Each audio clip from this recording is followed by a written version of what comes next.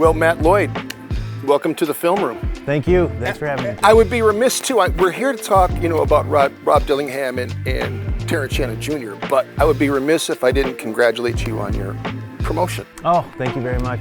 Well, I saw you a couple days after the draft, and I'm thinking about the process of how you get prepared for a draft, and what was the process like for you guys at the end of the year this year in terms of what you were looking for and needed? Yeah, I think as we got into evaluating the draft, and you have to couple that evaluation of the draft with an analysis of the rules, and the rules changed. The rules around transactions have changed over the last year. So our opportunity to improve the team was going to come largely through the draft. Right. And this was an opportunity to go up in the draft, increase our talent base, not at the expense of the future, but rather to put the players that we have on the team in a position to Time is take now. that. Yes, this that's is our window right now. And so we tried to identify that in the draft, and Rob and TJ are the right players for the right time for the right team. And we could talk about it here. Let's look at the video. Rob Dillingham, there's a lot to like about his game. One of the things that we saw during the regular season and the playoffs is how important ISO scores are. His ability to play in transition and play fast too. So from a second unit standpoint, he really is going to up-tempo the game for Minnesota. Yeah, I'm so glad we started with that first highlight against Louisville, because it was one of the more spectacular ones. As we dove in and this possibility became more realistic, there was a lot of time spent studying Rob, and that one play against Louisville was representative of who he is. And you said it right, like he is, the ability to generate shots and isolations is by far the most critical element in a playoff series. Being able to ISO score, being able to play in transition before the defense gets set, and then also to be able to break defenders down and collapse the paint. I mean, that getting paint touches is so important through dribble penetration. Huge. And this is what this kid does in spades. Yeah, and he's only 19 years old. The growth potential that he presents, given his ability to generate shots, he's gonna be stronger. He's gonna have the ability to kind of get into that mid-paint area and take contact, generate free throw attempts. And we saw it. We saw it in the playoffs. As we got deeper and deeper in the playoffs, our defense was stable, and our offense at times would get a little clunky because we just didn't have another creator. And we were right there, and we saw this as an opportunity to add that one element that we may have lacked. Playing in ball screen action, decision making, the way he rejected that screen right there, being able to,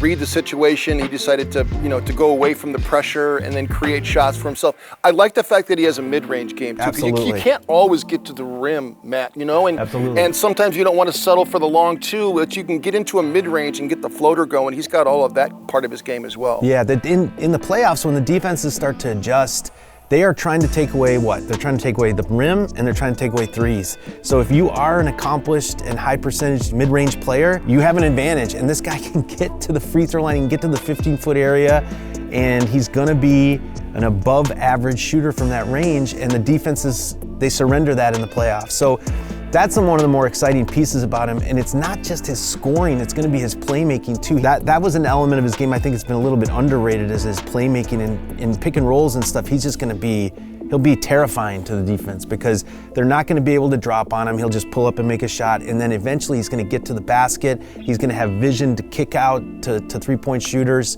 He's going to make Anthony's life a little bit easier because he's going to relieve pressure on him, and in turn, Anthony's going to make his life easier. It's difficult for me to choose, why Minnesota, you guys took like kind of a boring nothing draft and made it super exciting for our fan base and I'm not sure which people are more excited about, Rob Dillingham or Terrence Shannon Jr. Yeah, everybody calls him TJ too. TJ, so. Yep. The best thing I can say about this guy, he's a complete savage. He's one of the best transition players in college basketball over the last 3 years.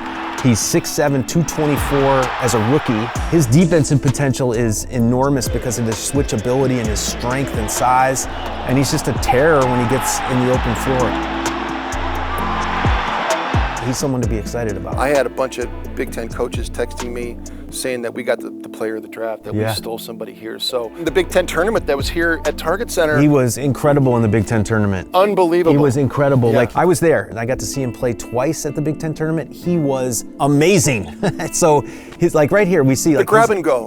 Being able to take it off the glass and sprint dribble up the floor, much like we see Ant do. That's one of the best things that he can do. He's got the ability, and he's done this over time. He generates free throw attempts, and he's got the potential to be a pretty high percentage, high volume spot up three-point shooter. And those things are extremely valuable in the NBA right now. So his switchability on defense, he's going to be able to bow up on these big power wings and the fours, and then he's going to be able to switch on the guards and keep them in front. You know what, Matt, this is the last thing about TJ. He's experienced, he's been through the trials and tribulations, he's been through some adversity, but what I love about his game, just watching him, his compete level is super high. Like this dude, like, loves to compete, like he's going to get out there, even out here during practice, like loose balls, he is going after him, he's fighting for him, he's competitive, and that's something that comes out, it shows in video. Yep, and it fits with the culture that's been established here. You know, we were dogs last year, he's a dog. I think our veteran players are really gonna appreciate him from the get-go, and I think